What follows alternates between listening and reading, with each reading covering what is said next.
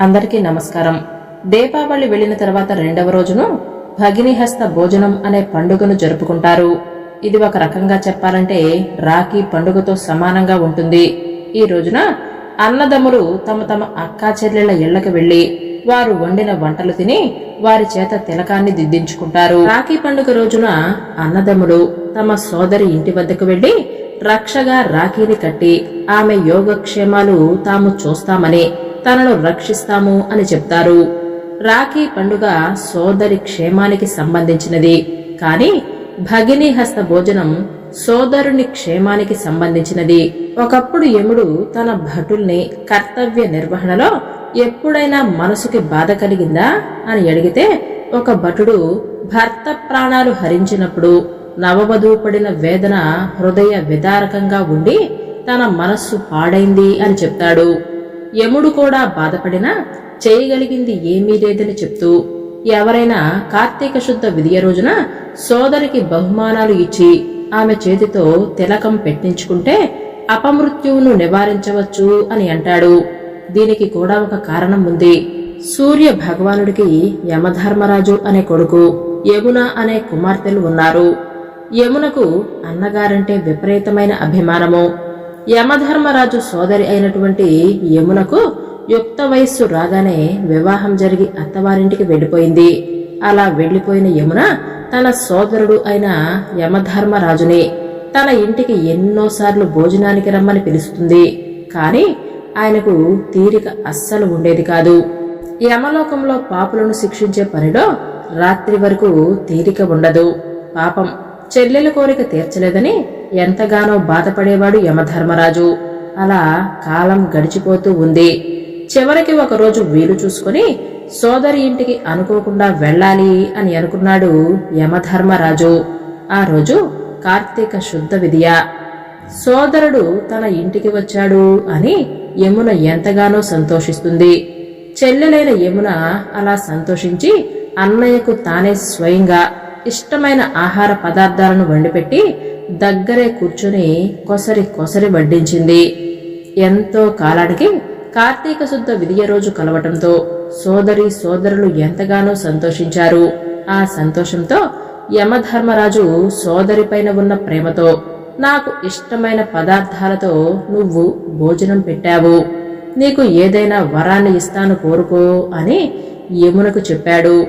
దీంతో యమునాదేవి, అన్నయ్య, లోక కళ్యాణం కోసం నాకు ఒక వరాన్ని ఇవ్వు అని అడిగింది. కార్తీక మాసంలో వచ్చే విదియ రోజున లోకంలో ఎక్కడైనా సరే తన సోదరి ఇంటికి వెళ్లి అన్న తమ్ముడు భోజనం చేస్తాడో నీవు ఎట్టి పరిస్థితిలో వారి జోలికి వెళ్లవద్దని, అటువంటి సోదరులకు ఆయుర ఆరోగ్యాలు ప్రసాదించమని ఇది నా కోరిక అని యమధర్మరాజుని యమున అడిగింది.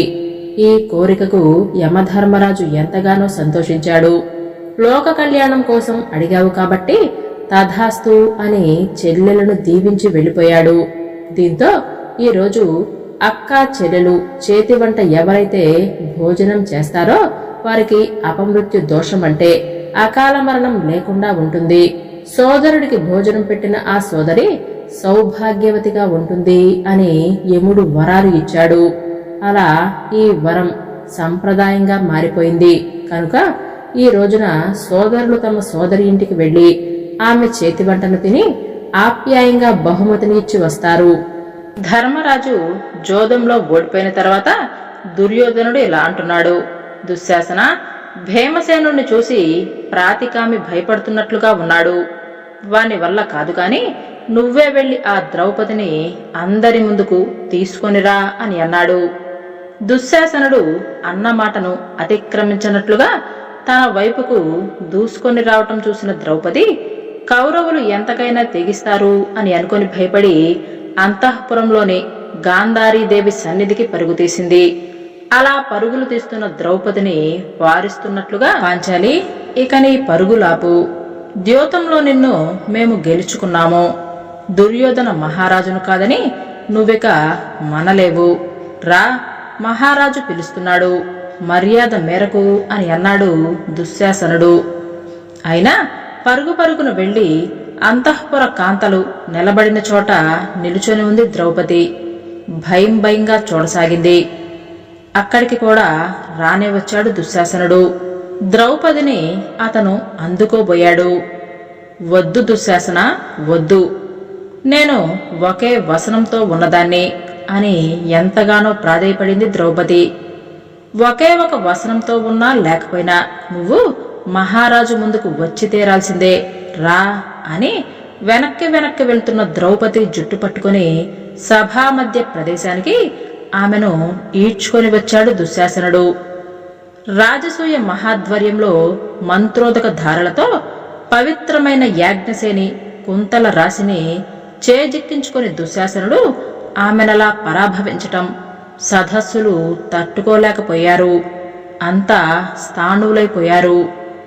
ద్రౌపదిని బలంగా ముందుకు తోశాడు దుశ్శాసనుడు. విసురుగా వచ్చి నేల మీద పడబోయి నిలదొక్కుకోవటంలో ద్రౌపది జుట్టు ముడివిడి చెల్లా చెదురయింది. ముఖం మీద కారు మబ్బుల్లా పరుచుకుంది. అలా పరుచుకున్న జుట్టును తొలగించి ఆకాశంలో ఒకేసారి ఇద్దరు సూర్యులను ఉదయింపచేస్తున్నట్లుగా ఎర్రని కళ్ళతో అందరినీ చూసింది ఆమె.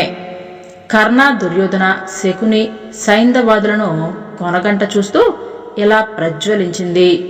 ఓరి దురాత్మ, నన్నీ విధంగా జుట్టుపట్టి ఇచ్చి అవమానించి వస్త్రాపహరణానికి పూనుకోవద్దని హెచ్చరిస్తున్నాను. నువ్వందుకు తెగించిన పక్షంలో నా ప్రాణేశ్వరులు నిన్ను రూపు మాపనదే నిద్రపోరు, గుర్తుంచుకో అని అంది ద్రౌపది. దుశ్శాసనుడు ఆమె మాటలను పట్టించుకోనట్లుగా ఓ వెకిలి నవ్వు నవ్వాడు. దుశ్శాసన, ఇంతమంది సమక్షంలో నన్ను అవమానించావు, ఇందుకు ఎంతకెంత అనుభవిస్తావు అని కురువరేణ్యుల వైపు చూస్తూ ఇది దుశ్చర్య అని, హేయమని ఒక్కరు కూడా పెదవి కదపరెందుకు? మీరంతా దీనిని అవునని అంగీకరిస్తున్నారా? భరతవంశీయుల ధర్మం ఏమైపోయింది? సుక్షత్రియ మర్యాద మంటగలిసిందా? భీష్మ ద్రోణాచార్యులు, ధర్మవేత్త విదురులు శక్తిహీనులైపోయారా? లేకపోతే ఈ దురన్యాయాన్ని ఎలా సహించగలుగుతున్నారు? ఏడుస్తూ ప్రశ్నించింది ద్రౌపది. ఆమె అలా ఏడవటాన్ని పాండుకుమారులు తట్టుకోలేకపోయారు.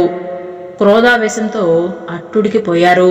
పాండవులు అట్టుడకటాన్ని గమనించిన దుశ్శాసనుడు వారిని మరింతగా రెచ్చగొట్టడానికి మళ్లీ ద్రౌపది జుట్టును గట్టిగా పట్టుకునిలాగి, దాసి చెప్పిన మాట వినాలి తప్ప దోషాలెత్తి చూపించి దూషించటం తప్పు, రావే రా అని ముందుకు లాగాడు. ద్రౌపది విసురుగా వచ్చి దుశ్శాసనుణ్ణి గుండెల మీద పడబోయి గట్టిగా నిలదొక్కుంది. ఆ పాపాత్ముడికి మోచేతి దూరంలో నిలబడింది. భయం భయంగా చూడటం మొదలుపెట్టింది. ఎలా ఉంది నా ప్రతాపం అన్నట్లుగా కళ్ళెగరేసి తనని చూసి నవ్వుతున్న దుశ్శాసనుణ్ణి అభినందిస్తున్నట్లుగా విరగబడి నవ్వాడు కర్ణుడు. గాంధారాధిపతి కూడా వంత పాడుతున్నట్లుగా నవ్వి భళా అని దుశ్శాసనుణ్ణి మెచ్చుకున్నాడు. దుర్యోధన, దుశ్శాసన, కర్ణ, శకునులను ఆ దుష్ట చతుష్టయం తప్ప సభలోని మిగిలిన వారంతా పాంచాలి పరాభవాన్ని తిలకించి కళ్ళు చెమర్చుకున్నారు. అది గమనించి, అమ్మా, నీ ప్రశ్నకు నా దగ్గర కూడా సరైన సమాధానం లేదు. అయినా భార్య భర్త సొత్తు కాబట్టి ధర్మనందనుడు ద్యోతంలో ఓడిపోయినప్పుడే నీవు కూడా అతనితో పాటు ఓడినట్లేనని అనుకుంటున్నాను. అయితే ధర్మనందనుడు ధర్మ మార్గాన్ని ఎన్నడూ వేడడు. ఆ ప్రకారంగా చూస్తే తాను ఓడిపోయినట్లుగానే ధర్మనందనుడు ప్రకటించాడు, కాని నిన్ను ఓడిపోయినట్లుగా ప్రకటించలేదు. అదలా ఉండగా శకుని ద్యోత మర్యాద రహస్యవేత్త, అతనన్న మాటే చెబుతున్నాను. ధర్మనందనుడు ఓడిపోయిన తర్వాత నిన్ను ప్రత్యేక పణంగా పేర్కొని జోదానికి ధర్మనందనుణ్ణి ఆహ్వానించాడు శకుని. అంటే శకుని దృష్టిలో కూడా నీవు స్వతంత్రురాలివే. అప్పుడే ధర్మనందనుడు నిన్ను పణం పెట్టి ద్యోతంలో పాల్గొన్నాడు. ఓడిపోయిన ధర్మరాజు మళ్లీ నిన్ను ఓడటం ధర్మమా అధర్మమా అన్నది ఇప్పుడిక్కడ జరుగుతున్న కుటిల ద్యోతంలో చెప్పలేమో. అందుకే నేను నోరు విప్పలేకపోయాను అని అన్నాడు భీష్ముడు. తన నిస్సహాయతను ప్రకటించుకున్నాడు. చేత్తో తల పట్టుకొని కూర్చున్నాడు. కుటిలులంతా ఒక్క చోట చేరి ఆటలో మెలకువలు తెలియని ధర్మపుత్రునిచే జోదమాడించటం ఎంతవరకు సబబు? కుత్సిత పద్ధతిలో గెలుచుకున్న దానిని గెలుపొందటం అనవచ్చా? ఓడిపోయి అస్వతంత్రుడైన ధర్మనందనుడు మళ్లీ ద్యోతమారటం అన్యాయం కాదా? మహామహులు అందరూ ఇక్కడ ఉన్నారు. చెప్పండి, నా ప్రశ్నలకు సమాధానం కావాలి అని గొంతెత్తి ఆక్రోశించింది ద్రౌపది. ఆమె ఏడుపు తప్ప అప్పుడక్కడ మరో శబ్దం వినపడటం లేదు. అందరూ మౌనాన్ని వహించారు. ఆ మౌనం దుశ్శాసనుడి మరింతగా రెచ్చగొట్టింది. దాంతో అతను ద్రౌపదిని పరిపరి విధాల తోలనాడి అవమానించాడు. తొలగిన పైటతో దుఃఖిస్తున్న ద్రౌపదిని పట్టి లాగి హుంకరించాడు. అది చూసిన భీమసేనుడు ఇక తట్టుకోలేక ధర్మనందనుడిపై అంతెత్తున విరుచుకుపడ్డాడు. పరిచారికలను కూడా పణం పెట్టి జోదమాడరే, అలాంటిది కట్టుకున్న భార్యను పణం పెట్టి జోదమాడావంటే నిన్ను ఏమనాలి ధర్మనందన? ధనకనక వస్తువాహనాలు, ధరణితల సామ్రాజ్యం సమస్తానికి నువ్వే అధీశ్వరుడివి. అంతేకాదు, సహోదరులం అందరం కూడా నీకు అధీనుడమే. ఐశ్వర్యాలను సహోదరులను ఒడ్డి ఓడిపోవచ్చు, కాని ద్రౌపదీదేవిని ఇంత దుష్ట ద్యోతంలో పణంగా పెట్టడం భరించలేకపోతున్నాను. నువ్వు చేసిన ఈ తప్పు వల్లే ఈ కౌరవ క్రూరాత్ములు పాంచాలీదేవిని ఇంతలా హింసిస్తున్నారు. ఇందుకు తగిన శిక్షను నువ్వు కూడా అనుభవించాలి. నువ్వే చేతితో పాచికలు వేశావో ఆ చేతిని విరిచి నిన్ను అంగ వికలుణ్ణి చేస్తే కాని నా కోపం చల్లారదు అని భీముడు ధర్మనందనుని మీద ఒక్క ఉదుటును రానుండగా అతన్ని అడ్డుకొని, తప్పు భీమసేన, తప్పు. నువ్వు చాలా పెద్ద తప్పు చేస్తున్నావు. ఎప్పుడూ లేని విధంగా అన్నగారి మీద అపనిందలు వేయటమే కాకుండా అతని మీద దాడికి తలపడుతున్నావంటే శత్రువుల పాచిక పారినట్లే. కోపాన్ని చల్లార్చుకో భీమసేన, నిగ్రహించుకో. ధర్మనందనుడు ఎప్పుడూ న్యాయ మార్గాన్ని అధిగమించడు. మిత్రద్యూతం కోసం కాని, ధర్మ యుద్ధం కోసం కాని ప్రత్యర్థులు పిలిచినప్పుడు క్షత్రియులు తిరస్కరించకూడదు. దీన్ని ప్రతిష్ఠించటం కోసమే ధర్మరాజు ద్యూతానికి సిద్ధపడ్డాడు. ఇందులో అన్నగారి తప్పు ఎంత మాత్రమూ లేదు. దైవం అనుకూలించలేదు, దానికే మనం బాధపడాలి అంతే. అన్నగారిని ఏమీ అనకు అని అన్నాడు అర్జునుడు. భీమసేనుణ్ణి పట్టి నిలిపాడు. జరిగింది జరుగుతున్నది అర్థం కాక తన ప్రవర్తన తనకే ఆశ్చర్యాన్ని కలిగించటంతో భీమసేనుడు మారు మాట్లాడకుండా మిన్నకున్నాడు. ఒక పక్క పాంచాలీదేవి పరాభవాన్ని గమనిస్తూ, మరోపక్క పాండవేయుల నిస్సహాయతను చూసిన ధృతరాష్ట్ర కుమారుడు వికర్ణుడు సభాసదులను ఉద్దేశించి ఇలా అంటున్నాడు: మహారాజులారా, మీరంతా ద్రౌపదీదేవి ప్రశ్నకు జవాబు చెప్పవలసి ఉంది. భీష్మద్రోణ కృపాచార్యుల్లాంటి వారు కూడా సరైన సమాధానం ఇవ్వక తప్పదు. ఇప్పుడు ఈ విషయంలో మౌనం వహించటం ఎవరికీ ధర్మం కాదు. దయచేసి యాజ్ఞసేని ప్రశ్నకు సమాధానం ఇవ్వండి, లేకపోతే ఈ పాపం ఊరికినే పోదు అని అన్నాడు. అయినా ఎవ్వరూ పెదవి కదపలేదు. అందరూ మిన్నకున్నారు.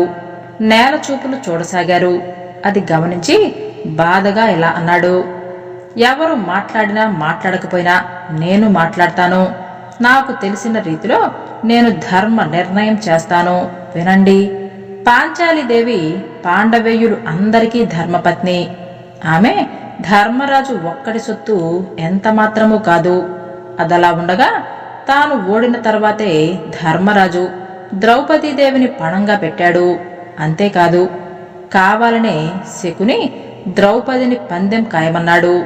అంటే దీని వెనక ఏదో దురుద్దేశం ఉంది. వీటన్నిటి రీత్యా ద్రౌపది దాసి కాదు, కానేరదు. ఆ పైన ఏకైక వస్త్రంతో ఉన్న ఆ సాధ్విని ఈ విధంగా ఇక్కడి సభాంగణంలో అవమానించటం తప్పు, అది పాపం కూడా అని అన్నాడు వికర్ణుడు. అతని ధైర్యాన్ని, ధర్మ నిర్ణయాన్ని అందరూ అభినందించారు. శకునుని నిందించారు. సభలో కలకలం చెలరేగింది. దాంతో కర్ణుడు కల్పించుకొని, వికర్ణ, నువ్వు చిన్నవాడివి, నీకెందుకిదంతా? ధర్మాధర్మాలు నిర్ణయించటం అంత సులభం కాదు. పైగా దురుద్దేశంతో ద్రౌపదిని గెలుచుకున్నట్టుగా చెప్తున్నావు. అది తప్పు.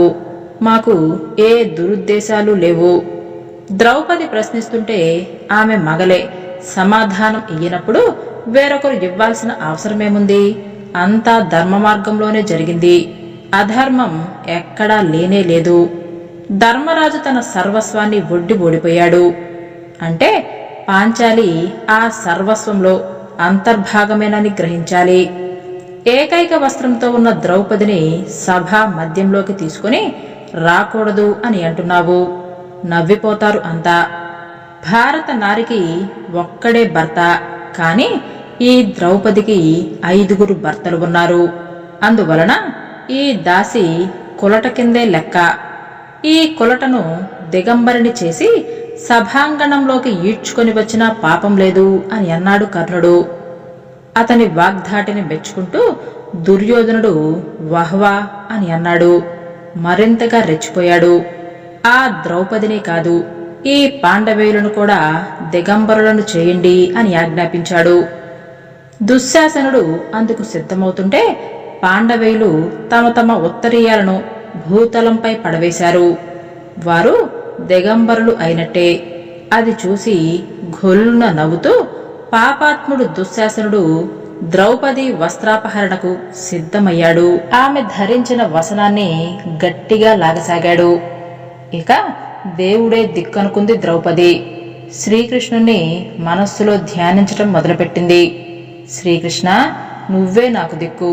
నువ్వు తప్ప నన్ను క్షణంలో కాపాడేవారు ఎవ్వరూ లేరు. కనిపించటం లేదా నేనెంత దయనీయ స్థితిలో ఉన్నానో? కరుణించవా? రక్షించు కృష్ణ, రక్షించు అని కళ్ళు మూసుకుంది. అంతలో ద్రౌపదీదేవి వస్త్రాన్ని దుశ్శాసనుడు లాగివేశాడు. విజయం చేజిక్కించుకున్నట్లుగా వికటాట్టహాసం చేయబోయాడు. చేయబోతూ ఆగిపోయాడు. పాంచాలీదేవి వివస్త్ర కాలేదు. ఆమె శరీరంపై వేరొక వస్త్రం ఆవిర్భవించింది. ఆశ్చర్యపోయి మరింత ఆవేశంగా ఆ వస్త్రాన్ని కూడా లాగివేశాడు దుశ్శాసనుడు. ద్రౌపది శరీరంపై మళ్లీ మరొక వస్త్రం నిలిచింది. దానిని కూడా లాగివేశాడు ఆ పాపాత్ముడు. యజ్ఞసేనుని వస్త్రాలు ఒక్కొక్కటే చుట్టుకోసాగాయి. ద్రౌపదిని వివస్త్రను చేయటం దుశ్శాసనుడి వల్ల కాలేదు. వస్త్ర రాశి పర్వతంలా రూపుదిద్దుకుంది. సభలోని వారందరూ ఈ అద్భుతాన్ని తిలకించి ద్రౌపదిని వేనోళ్ల ప్రశంసించి అభినందించారు. దుశ్శాసనుణ్ణి ఈసడించుకున్నారు. తన ప్రయత్నం ఇక ఫలించదని తెలుసుకుని ద్రౌపదిని ఏదో అద్భుత శక్తి కాపాడుతుంది అని గ్రహించి అలసి సొలసిన దుశ్శాసనుడు గాఢంగా ఊపిరి పీల్చుకుంటూ నిల్చున్నాడు. అంతవరకు కింద పెదవిని పంటితో నొక్కిపట్టి ఆగ్రహ ఆవేశాలను అణుచుకుంటూ వచ్చిన భీమసేనుడు ఇకప్పుడు శత్రు భేకరుడే గర్జించాడు. ఇదే నా శపథం. కురువృద్ధ బాంధవుల సమక్షంలో ద్రౌపదీదేవిని ఈ విధంగా అవమానించిన ఖలుడి ఈ దుశ్శాసనుణ్ణి లోక భీకరంగా సంహరించి వీడి గుండెను చీల్చి వేడివేడి నెత్తురు తాగకపోతే నేను భీముణ్ణే కాదు, కుంతీదేవి కుమారుణ్ణే కాను అని అన్నాడు. అది విన్న సభాసదులు అందరూ ద్రౌపదీదేవికి జరిగిన పరాభవానికి భీమసేనుడు తగిన శపథమే చేశాడు అని అన్నారు. భీష్మ ద్రోణాది కురువృద్ధులు ద్రౌపదీదేవి ప్రశ్నకు సమాధానం చెప్పకపోవటం అన్యాయం అని కూడా అన్నారు. ధృతరాష్ట్రుడితో పాటు దార్త రాష్ట్రులందరినీ అనరాని మాటలన్నారు. సభాంగణంలో కలకలం చెలరేగింది. వారిని నివారించేందుకు చేతులెత్తి దండం పెడుతూ ద్రౌపది ప్రశ్నకు సరైన సమాధానం చెప్పకపోవటం తప్పే, పాపం కూడా. సమాధానం చెప్పకుండా ఆ సాధ్విని నిండు సభలో నిలబెట్టి కన్నీళ్లు పెట్టించడం అమానుషం. వికర్ణుడు తగిన సమాధానం చెప్పాడు. ధర్మ మార్గాన్ని సూచించాడు. దానిని మనం పాటించాలి. నిజానిజాలు ధర్మాధర్మాలు తెలిసి కూడా నోరిప్పకపోవటం, మౌనం వహించటం, అసత్యం ఆడినంత పాపం. ఇది అందరూ గ్రహించాలి అని అన్నాడు విదురుడు. అయినా కురువృద్ధులు, ధర్మవేత్తలు నోరిప్పలేదు. దిక్కులు చూడసాగారు. వారి చేష్టలకు దుఃఖిస్తూ స్వయంవరం సమయంలోనే తప్ప రాజులు నన్నెన్నడూ కన్నెత్తి చూడలేదు. ఇన్నాళ్లకు మళ్లీ చూశారు. సభాప్రవేశం నాకు తప్పనిసరైంది. నన్ను చలిగాలి సోకితేనే సహించని నా ప్రాణేశ్వరుడు ఈ రోజు ఇంత దారుణాన్ని ఎందుకు సహిస్తున్నారో అర్థం కావట్లేదు. దుశ్శాసనుడు నా జుత్తు పట్టుకొని ఈడ్చినా, నా వలువలు ఊడ్చినా మౌనం వహిస్తున్నారు ఎందుకో? దీన్ని కాల వైపరీత్యం అనుకోవాలా? ఇంటి కోడల్ని అకారణంగా హింసిస్తున్న కౌరవ వృత్తులు నోరు మెదపటం లేదు. ఎందుకిలా జరుగుతోంది? పాండవుల ధర్మపత్నిని, శ్రీకృష్ణుడికి, దృష్టద్యుమ్నుడికి తోడబుట్టిన దానను, ధర్మరాజు పట్టమహిషిని. అటువంటి నన్ను ఈ నీచుడు దుశ్శాసనుడు వ్యవస్థలను చేసి అధిక్షేపిస్తున్నా ఎవ్వరూ మాట్లాడరెందుకని? చెప్పండి. ఇప్పుడైనా నోరు విప్పి నేను దాసినో కానో చెప్పండి. మీ నిర్ణయాన్ని నేను కాదనను అని వేడుకున్న ద్రౌపదితో భీష్ముడు, చెప్పాను కదా తల్లి, ఎంతటి మహావేత్తలైనా ధర్మ సూక్ష్మం గ్రహించటం కష్టం. ఎప్పుడైనా ఎక్కడైనా బలవంతులదే రాజ్యం, వారిదే ధర్మం. బలహీనులు ఎంత గొప్పగా ధర్మాన్ని నిర్దేశించినా ఎవ్వరికీ అక్కరలేదు. ఒక్కటి మాత్రం నిజం తల్లి, అచిర కాలంలోనే కౌరవ కులం సర్వనాశనం కానుంది. లేకపోతే ఇంతటి పాపానికి ఒడిగట్టరు. నీ ప్రశ్నకు సమాధానం ధర్మమూర్తి యుధిష్ఠిరుడు మాత్రమే ఇవ్వగలడు. నువ్వు దాసివో కావో అన్నది ఆ ధర్మశీలి మాత్రమే చెప్పగలడు అని అన్నాడు. అయినా ధర్మరాజు మాట్లాడలేదు. ధర్మరాజే కాదు, ద్రోణాచార్యులు, కృపాచార్యులు సైతం పెదవి కదపలేదు. ధృతరాష్ట్ర మహారాజుకి భయపడి నోరు మూసుకున్నారు అందరూ. అదంతా గమనించిన దుర్యోధనుడు, ద్రౌపది, నీ ప్రశ్నకు సమాధానం ఇవ్వగలిగేది నీ భర్తలైన భీమార్జున, నకుల, సహదేవులే. అయితే వారిప్పుడు ధర్మరాజు మాకు అధీశ్వరుడు కాదు అని ప్రకటించగలగాలి. అలా వారు ప్రకటించిన పక్షంలో నేనిప్పుడే నీకు దాస్య విముక్తి కలిగిస్తాను. అయితే నువ్వు కూడా ధర్మరాజు నీకు అధీశ్వరుడు కాడు అని ప్రకటించాలి. అప్పుడు నువ్వు భీమార్జున, నకుల, సహదేవులను లేదంటే మమ్మల్నో ఆశ్రయించవచ్చు అని అన్నాడు. అతని మాటలు బాగు అన్నారు కొందరు. ఇంకొందరు అది మాట్లాడే పద్ధతి కాదు అని అన్నారు. అయితే అంతా పాండవేయుల సమాధానానికై ఎదురు చూడసాగారు. అప్పుడు భీముడు గొంతెత్తాడు, ధర్మరాజే మా ప్రభువర్యుడు కాని పక్షంలో ఈ సభాంగణం ఇలా ఉండేది కాదు, రణరంగమయ్యేది. అన్నగారి మీద గౌరవంతోనే మేము ఊరుకుంటున్నాము. ఈ ధర్మమూర్తి ఓడిన పక్షంలో మేము కూడా పరాజితులమే. ఓడని పక్షంలో పాంచాలి దేవిని పరాభవిస్తుంటే చూస్తూ ఊరుకోగలమా? అన్నగారిని అనుమతించమనండి. ఈ దుర్యోధనాదులు ఒక్కరు కూడా ప్రాణాలతో ఉండరు అని అన్నాడు భీముడు. భీమసేన, నువ్వెంతకైనా సమర్థుడివే, అయితే దురాగ్రహాన్ని నిలువరించుకోవాలి అని హెచ్చరించారు భీష్మద్రోణులు. అంతలో కర్ణుడు కల్పించుకొని, పాంచాలి, దాసునికి, పుత్రునికి, పత్నికి స్వాతంత్ర్యం ఉండదు. నీవిప్పుడు పరాధీనుడైన దాసుని భార్యవు, అంటే నీవు కూడా దాసివే. దాసి పరిచర్యలు చేయాల్సిందే, తప్పదు. ఇక మీదట దార్త్ర రాష్ట్రులే కాని పాండవులు నీ ప్రభువులు కారు. కాబట్టి దాసిగా నీవు ఎవరినైనా వివాహం చేసుకోవచ్చు.